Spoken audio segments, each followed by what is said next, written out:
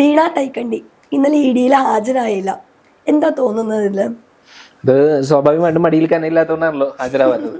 മടിയിൽ കനമുണ്ടെന്നുണ്ടെങ്കിൽ അല്ല, മടിയിൽ കനയില്ലാത്തതുകൊണ്ട് ഹാജരായിട്ടില്ല. അപ്പോൾ അദ്ദേഹത്തിന്റെ ഒരു ഡയലോഗൊക്കെ തന്നെ നമുക്കിപ്പോൾ വീണ്ടും പറയാൻ കഴിയും. കാരണം എനിക്ക് മടിയിൽ കനമില്ല, അതുകൊണ്ട് എനിക്ക് ആരെയും ഭയക്കേണ്ടതില്ല, അതുകൊണ്ട് ഹാജരായിട്ടുമില്ല എന്നുള്ളത് മാത്രമാണ്. പിന്നെ വാക്കൊന്നും പ്രവൃത്തി വേറെ ഒന്നുമാണല്ലോ. പിന്നെ ശ്രദ്ധിക്കേണ്ട കാര്യം എന്ന് പറഞ്ഞു കഴിഞ്ഞാൽ, ആ ഇഡി കാറ് തല്ലിപ്പൊളിച്ചിട്ടുള്ള അവരുടെ ആ ഇഡിയുമായി ഇഡിയുടെ കാറ് തല്ലിപ്പൊളിച്ചിട്ടുള്ള വ്യക്തികളെ ഇന്നലെ തെളിവെടുപ്പിന് കൊണ്ടുവന്നു. ഒരൊറ്റ മനുഷ്യൻ പോലും തിരിഞ്ഞു നോക്കിയില്ല. നമ്മൾ കണ്ടാണ് തിരുവനന്തപുരത്ത് ഒരൊറ്റ മനുഷ്യൻ പോലും തിരിഞ്ഞു നോക്കി. അത് മാത്രമല്ല, പാർട്ടി ഇപ്പോൾ യു ടേൺ എടുത്തിട്ടുണ്ട്. ഇപ്പൊ അത് മകൾക്ക് നേരെ വന്നിട്ടുള്ള അന്വേഷണമാണ്. അതുകൊണ്ട് നമ്മൾ ഇപ്പൊ മുമ്പ് എന്തിനു വേണ്ടിയിട്ടാണ് ഇതെല്ലാം നടപ്പാക്കിയത് എന്നുള്ള കാര്യം, ഇത്രമാത്രം കോലാഹലങ്ങളെല്ലാം സൃഷ്ടിച്ചത് എന്നുള്ള കാര്യമാണ്. അത് മാത്രമല്ല, അദ്ദേഹം ഈ നടപടി വന്നു കഴിഞ്ഞിട്ടും ഈ നടപടി എടുത്തു കഴിഞ്ഞിട്ടും പിണറായി വിജയൻ വന്ന് പറഞ്ഞ വാക്കുകൾ എന്താണ് അത് ശ്രദ്ധിച്ചിരുന്നോ? അദ്ദേഹം പറഞ്ഞ ഇതിന് രാഹുൽ ഗാന്ധിക്ക് ഇപ്പൊ സമാധാനമായില്ലേ എന്നാണ് അദ്ദേഹം ചോദിച്ചിട്ടുള്ളത്. അപ്പൊ ശരിക്കും ഈ റെയ്ഡ് നടത്തിയതിന് പിന്നിൽ രാഹുൽ ഗാന്ധിയാണ്? അല്ല, ഈ റെയ്ഡ് നടത്തിയതിന് പിന്നിൽ അപ്പൊ എനിക്ക് തോന്നുന്നു അതിനുശേഷമാണ് ഇന്നലെ രാഹുൽ ഗാന്ധിയുടെ ഒരു ഓഡിയോ ക്ലിപ്പ് പുറത്തു വിട്ടിട്ടില്ലേ, പിണറായി വിജയൻ ആലിംഗനം ചെയ്യില്ല എന്നുള്ള ഒരു ഓഡിയോ. അപ്പൊ അതും ഇതുമായിട്ടൊക്കെ നമുക്ക് ബന്ധിപ്പിക്കാൻ കഴിയുമോ?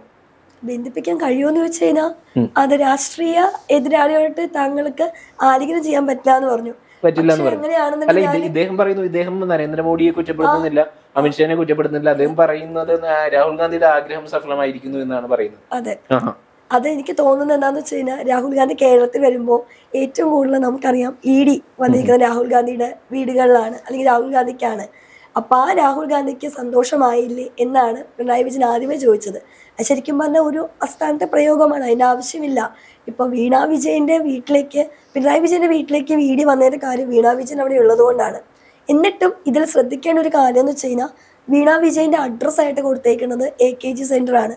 എന്താണ് AKG സെന്റർ കൊടുത്തേക്കുന്നത്? കാരണം പാർട്ടി എന്ന് പറഞ്ഞു കഴിഞ്ഞാൽ ഇപ്പോഴല്ല ഞാൻ പറയുന്നത്, ഇപ്പോൾ എതിർ ശബ്ദങ്ങളൊക്കെ ഉയർന്നു വന്നിരുന്നു. അപ്പോൾ പിണറായിയുടെ ഒരു കുടുംബസ്വത്തായിരുന്നല്ലോ പാർട്ടി എന്ന് പറഞ്ഞു കഴിഞ്ഞാൽ. അദ്ദേഹവും അദ്ദേഹത്തിന്റെ മരുമാനും ഇദ്ദേഹത്തിന്റെ മോളും ഒക്കെ ആയിരുന്നു കാര്യങ്ങൾ നിശ്ചയിച്ചിരുന്നത്. ബാക്കി ആർക്കും ഒന്നും പറയാൻ കഴിയാത്ത അവസ്ഥയായിരുന്നു ഉള്ളത്. അപ്പൊ സ്വാഭാവികമായിട്ടും അങ്ങനെ കൊടുത്തില്ലെങ്കിൽ അത്ഭുതമുള്ളൂ. അതെ അതെ, പക്ഷെ എന്നിട്ടും ഈ അണികൾക്ക് ഇതൊന്നും മനസ്സിലാവുന്നില്ല. അല്ല, അണികൾ അങ്ങനെ മനസ്സിലായിരുന്നു, അല്ലെങ്കിൽ അണികൾ അങ്ങനെ ബോധമുള്ള വ്യക്തികളായിരുന്നു എന്നുണ്ടെങ്കിൽ അവർ ഈ കമ്മ്യൂണിസ്റ്റ് പാർട്ടിയെ തുടരുമെന്ന് തോന്നുന്നുണ്ട്? ഒരിക്കലും ഇല്ല. പിന്നെ അവരുടെ ഭാഗത്ത് നിന്നുകൊണ്ട് ഇതല്ല, ഇതിന്റെ അപ്പുറത്തെ പ്രതികരണം ഉണ്ടായില്ലെങ്കിലേ അത്ഭുതമുള്ളൂ. അപ്പോൾ കമ്മ്യൂണിസ്റ്റുകാരെ സംബന്ധിച്ചിടത്തോളം അവർക്ക് തെരഞ്ഞെടുപ്പിൽ തോറ്റ കാര്യം പോലും അവർക്ക് മനസ്സിലായിട്ടില്ല. തോറ്റു എന്ന് തന്നെ സമ്മതിച്ചിട്ടില്ല. നമ്മൾ പി രാജീവിന്റെ പ്രതികരണങ്ങളൊക്കെ പരിശോധിച്ച് നോക്കിയാൽ മതി. അതൊരു തോൽവിയല്ല, എനിക്കെതിരെ മത്സരിച്ച ആൾക്ക് ലഭിച്ച ചില കാരണങ്ങൾ കൊണ്ട് ലഭിച്ച കൂടുതൽ വോട്ടുകളുടെ അടിസ്ഥാനത്തിലാണ്.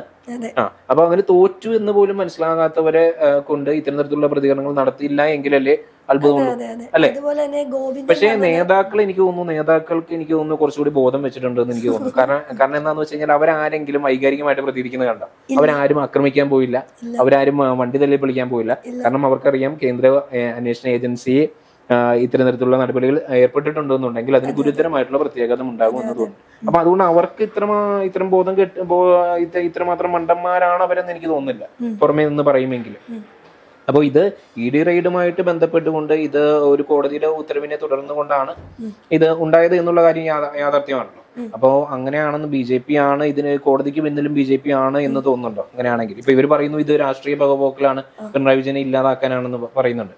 അപ്പൊ അങ്ങനെയാണെങ്കിൽ രാഷ്ട്രീയ പകപോക്കലാണ് എന്നാണ് അവർ പൊതുവെ പറയുന്നത്. പക്ഷേ എന്നിരുന്നാലും ഇതൊരു രാഷ്ട്രീയ പകപോക്കലാക്കി കാണേക്കാൾ ബെറ്റർ ആയിട്ട് ഞാൻ ഒരു കാര്യം ചോദിക്കട്ടെ. ഈ വീണ വിജയൻ എന്ന് പറഞ്ഞൊരു വ്യക്തി, എക്സാലോജിക് എന്നൊരു കമ്പനി ഇവരുടെ ആണല്ലോ, CMRൽ നിന്ന് പൈസ കൈപ്പറ്റിയിട്ടുണ്ടെങ്കിൽ, യാതൊരു സേവനവും ചെയ്യാതെ പൈസ കൈപ്പറ്റിയിട്ടുണ്ടെങ്കിൽ അത് തെറ്റ് തന്നെയല്ലേ? തെറ്റ് തന്നെയാണ്. അത് തെറ്റ് തന്നെയാണ് എന്നുള്ള കാര്യത്തിൽ യാതൊരു സംശയവും ഇല്ല. പക്ഷെ പാർട്ടി അണികളെ സംബന്ധിച്ചിടത്തോളം അവർക്ക് അവരുടെ നേതാവിനെ പിന്തുണച്ചേ പറ്റുള്ളൂ. അതെ, അത് തെറ്റ് തന്നെയാണ്. എന്നിട്ട് ഈ CMRലാണല്ലോ മുന്നോട്ട് ഈ കേസ് കർണാടക കോടതിയിൽ വരെ ആദ്യമേ പോയതാണ്. കർണാടക കോടതിയിൽ പോയി കഴിഞ്ഞപ്പോഴത്തേക്കും CMRല് മുന്നോട്ട് വെച്ച വാദങ്ങൾ ഇതാണ്: കേസ് മുന്നോട്ട് പോകാൻ നിൽക്കരുത്, കേസ് തടയിടണം, അങ്ങനെയാണെന്നുള്ളത്. മടിയിൽ കനമില്ല എന്നുണ്ടെങ്കിൽ എന്തിനാണ് ഇതിനെതിരെ പേടിക്കാൻ നിൽക്കുന്നത്? എന്നിട്ട് അവിടെ നിന്ന് പോയിട്ട് അത് തിരിച്ച് കേരളത്തിലേക്ക് വന്നൊരു കേസാണ്. അപ്പൊ ഇത്രയൊക്കെ ഓടി നടന്ന ഈ കേസിന്റെ ആയി കഴിഞ്ഞിട്ടും ഇപ്പോഴും ഇതെല്ലാം BJP ചെയ്താന്ന് പറയാനായിട്ട് ഇത്രയും ബോധമുള്ളവർക്ക്.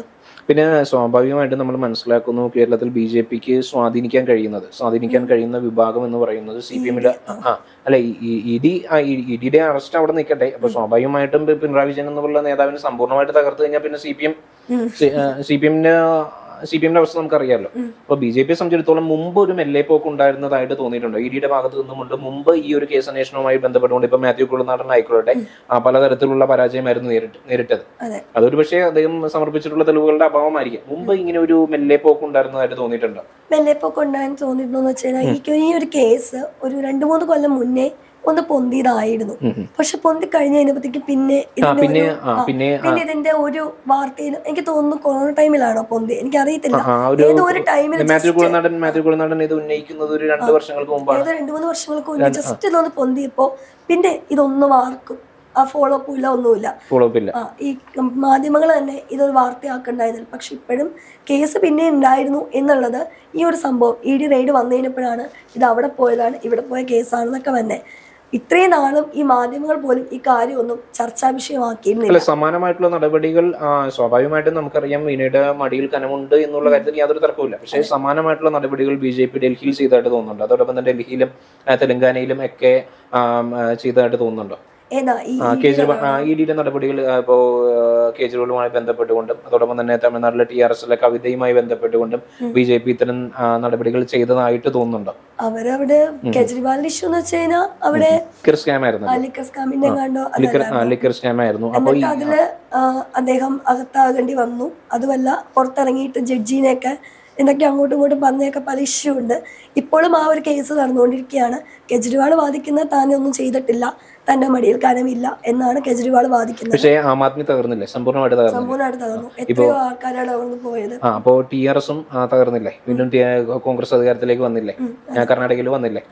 സമ്പൂർണ്ണമായിട്ട് ഒരു തകർച്ച TRS-നും ഉണ്ടായിട്ടില്ലേ? ഇന്നിപ്പോ മമതയുടെ കാര്യത്തിലും എന്താ ഉണ്ടായിട്ടുള്ളത്?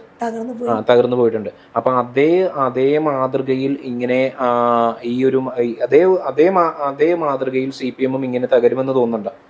തകരുന്ന തോന്നുന്നു വെച്ച് കഴിഞ്ഞാൽ ഇവിടെ CPM തകരുന്നുണ്ടെങ്കിൽ CPM എന്ന് പറഞ്ഞൊരു പാർട്ടി നേരത്തെ എല്ലാവരുടെയും അഭിപ്രായം കേൾക്കാൻ പറ്റുമായിരുന്നു. പക്ഷെ ഇന്ന് ആ ഒരു സ്ഥാനം എല്ലാവരുടെ അഭിപ്രായം കേൾക്കുമായിരുന്നു എന്ന് വെച്ച് കഴിഞ്ഞാൽ പണ്ടൊക്കെ പാവപ്പെട്ട പാർട്ടിയാണ്. അതായത് സഖാക്കള് പാവപ്പെട്ടവർക്ക് വേണ്ടിയിട്ടാണ് പ്രവർത്തിക്കുന്നതെങ്കിൽ ഇന്ന് സഖാക്കള് മടിയിൽ കരമുള്ളവരുടെ അടിമകളായി മാറിയിട്ടുണ്ട്. അല്ല, മുമ്പ് എല്ലാവരുടെയും അഭിപ്രായം കേട്ടുകൊണ്ടാണോ പ്രവർത്തിച്ചിട്ടുള്ളത് കമ്മ്യൂണിസ്റ്റ് പാർട്ടി എന്ന് വെച്ചാൽ നേരത്തെ ഉള്ള ഒരു പ്രതിച്ഛായ ഉണ്ടായിരുന്നു. കമ്മ്യൂണിസ്റ്റ് പാർട്ടി മറ്റു പാർട്ടിയിൽ നിന്നും വ്യത്യസ്തമായ കുറച്ച് കാര്യങ്ങളുണ്ടായിരുന്നു. പക്ഷെ ഇപ്പോൾ നോക്കുമ്പോൾ ആ ഒരു പ്രതിച്ഛായ കംപ്ലീറ്റ് പോയി. ഇടക്കാലം കൊണ്ട് കുത്തക മുതലാളികളുടെ കീഴിലായിപ്പോയി. അല്ലെങ്കിൽ കുത്തക മുതലാളികളെല്ലാം കമ്മ്യൂണിസ്റ്റ് പാർട്ടിയിലേക്ക് കയറിപ്പോയി എന്ന് വേണമെങ്കിൽ അന്നും കമ്മ്യൂണിസ്റ്റ് പാർട്ടി നടത്തിയിരുന്ന നിലപാടുകൾ എന്ന് പറയുന്നത് വ്യവസായങ്ങളെല്ലാം തല്ലിപ്പൊട്ടിക്കുക, പിന്നെ വർഗീയതയെ പ്രതിരോധിക്കുക എന്ന് പറഞ്ഞിട്ട് മദനിയുമായിട്ട് വേദി പങ്കിടുക, ഞാൻ TP ചന്ദ്രശേഖരനെ വധിച്ചതിന് ശേഷം മാഷാള്ള സ്റ്റിക്കർ ഒട്ടിക്കുക. തുടക്കത്തില് അതായത് നമ്പൂതിരിപ്പാടിന്റെ ആ ഒരു കാലഘട്ടത്തില് ഉള്ള ഒരു പാർട്ടിയുടെ പ്രതിച്ഛായല്ല ഇപ്പോൾ ഉള്ള പാർട്ടിക്ക്. അതായത് കുറച്ച് കഴിഞ്ഞപ്പോഴത്തേക്കും മദനിയായിട്ടുള്ള വേദി പങ്കിടാൻ തുടങ്ങി. അല്ല, EMS നമ്പൂതിരിപ്പാട് പോലും നമ്മുടെ നിയമസഭയിൽ ദളിതനായിട്ടുള്ള ഒരു MLA അദ്ദേഹത്തിന്റെ ജാതി പേര് വിളിച്ച് അധിക്ഷേപിച്ചിട്ടുണ്ട്. EMS നമ്പൂതിരിപ്പാട് മുതൽ നമ്മൾ പറയും മുമ്പത്തെ കമ്മ്യൂണിസ്റ്റ് പാർട്ടി എന്തോ മികച്ച കമ്മ്യൂണിസ്റ്റ്, അങ്ങനെ ഒന്നും ഉണ്ടെന്ന് എനിക്ക് തോന്നുന്നില്ല. കമ്മ്യൂണിസ്റ്റ് പാർട്ടി എല്ലാ കാലത്തും ഒരേ ലൈൻ തന്നെയാണ് സ്വീകരിച്ചിരുന്നത്, ഒരു ഏകാധിപത്യ പ്രവണതയാണ് സ്വീകരിച്ചിരുന്നത്. അവരെ വിമർശിക്കാൻ പാടില്ല, അവരെ വിമർശിച്ചിട്ടുണ്ടെന്നുണ്ടെങ്കിൽ TP ചന്ദ്രശേഖരന്റെ അവസ്ഥയിലേക്ക് ഇപ്പൊ പലരും എത്തും. പക്ഷെ പാർട്ടി കൊലപാതകങ്ങൾ പണ്ടേ ഉണ്ടായിട്ടുണ്ട്. അത് RSS-ന്റെ എത്ര നേതാക്കന്മാരെ വകവരുത്തിയിട്ടുണ്ട്, തിരിച്ചും RSS വകവരുത്തിയിട്ടുണ്ട്. അപ്പൊ പണ്ടത്തെ കമ്മ്യൂണിസ്റ്റ് പാർട്ടിയും ഇപ്പോഴത്തെ കമ്മ്യൂണിസ്റ്റ് പാർട്ടിയും വ്യത്യാസം ഉണ്ടെന്ന് പറയുന്നത്. വ്യത്യാസം എന്ന് വെച്ച് കഴിഞ്ഞാൽ ഇന്ന് വൺ മാൻ ഷോ തന്നെയായി പോയി ഒരു സമയത്ത്. പണ്ടെന്ന് വെച്ച് കഴിഞ്ഞാൽ ഇന്ന് അത് വൺ മാൻ ഷോ തന്നെയായി. അന്നും EMS ആയിരുന്നു, EMS ഉള്ളപ്പോ EMS ആയിരുന്നു, പിന്നീട് AKG ഉള്ളപ്പോ AKG ആയിരുന്നു, പിന്നീട് നയനാർ ഉള്ളപ്പോ നയനാരായിരുന്നു. പക്ഷെ എതിർശബ്ദമെങ്കിലും ഉണ്ടായിരുന്നു. പക്ഷെ ഇന്നത്തെ പാർട്ടിന്ന് എതിർശബ്ദത്തിൽ പറയുന്ന എല്ലാവരെയും കടക്ക് പുറത്തെന്ന് പറയുന്ന ഒരു പ്രവണതയായി. ഉദാഹരണം നമ്മുടെ ഈ ഇലക്ഷന്റെ സമയത്ത് V കുഞ്ഞികൃഷ്ണൻ ഇറങ്ങിപ്പോയി അവിടുന്ന്. അതുപോലെ G സുധാകരൻ പോയിട്ടുണ്ടായിരുന്നു. പറയുന്നില്ല. KR ഗൗരിയമ്മ ഏറ്റവും വല്ലാത്ത നഷ്ടം. കാരണം കേരളം തിങ്ങും കേരളം നാട്ടിൽ KR ഗൗരിയമ്മ ഭരിക്കുന്ന വരെ ആളുകൾ വിചാരിച്ച സമയത്തായിരുന്നു KR ഗൗരിയമ്മയെ തട്ടിക്കളഞ്ഞ പോലെ അങ്ങ് കളഞ്ഞത്. അല്ല, അത് മാത്രമല്ല MVR-നെ മർദ്ദിക്കാൻ ഒരുങ്ങിയിട്ടില്ലേ, MVR-നെ മർദ്ദിച്ചിട്ടില്ലേ. ബെർലിൻ കുഞ്ഞനന്ദൻ നായർ ഉൾപ്പെടെയുള്ള പല വ്യക്തികൾ പാർട്ടി ഒന്ന് പുറത്തു പോയിട്ടില്ലേ. അപ്പൊ ഇതൊന്നും കമ്മ്യൂണിസ്റ്റ് പാർട്ടിക്ക് ഒരു പുത്തിരിയല്ല. ഇന്നുണ്ട് നാളെ ഉണ്ട് പോകും പുറത്ത്. പക്ഷെ ഈ ഒരു ഇലക്ഷന്റെ സമയത്ത് വല്ലാത്തൊരു കൊഴിഞ്ഞു പോക്ക് നാം കണ്ടത്. അതായത് അത് ഇന്നലെ അവരുടെ സംസ്ഥാന കമ്മിറ്റി തന്നെ പറഞ്ഞിട്ടുണ്ട്, BJP-യിലേക്ക് വോട്ടുകൾ ഒഴുകി എന്നുള്ള കാര്യം പറഞ്ഞിട്ടുണ്ട്. അപ്പൊ BJP-യെ സംബന്ധിച്ചിടത്തോളം BJP-യുടെ ഒരു ലക്ഷ്യം എന്ന് പറയുന്നത് കോൺഗ്രസ് മുക്ത ഭാരതമായിരുന്നു. അതുകൊണ്ട് കമ്മ്യൂണിസ്റ്റ് പാർട്ടി കരുതിയിരുന്നത് വീണ്ടും CPM തന്നെ അധികാരത്തിലേക്ക് വരും, കോൺഗ്രസ് ഭരിക്കും എന്നുള്ളതാണ്. പക്ഷെ UDF-ന്റെ ബേസ് എന്ന് പറയുന്നത് ന്യൂനപക്ഷങ്ങളാണ്. ന്യൂനപക്ഷങ്ങൾ നമുക്കറിയാം സംഘടിതമായിട്ട് UDF-നെ പിന്തുണയ്ക്കും എന്നുള്ള കാര്യം അറിയാം. പക്ഷേ ഏറ്റവും വലിയ കേരളത്തിലെ ഹിന്ദു പാർട്ടി ഏതാണ്? ഏറ്റവും വലിയ ഹിന്ദു പാർട്ടി CPM ആണല്ലോ. BJP-യേക്കാൾ ഉപരി CPM ആണ്. അപ്പൊ സ്വാഭാവികമായിട്ടും ഈ CPM എന്ന് പറയുന്ന പാർട്ടിയെ സ്വാഭാവികമായിട്ടും തകർക്കാൻ വേണ്ടി BJP-യുടെ ഭാഗത്തു നിന്ന് പല ശ്രമങ്ങളും ഉണ്ടാവും.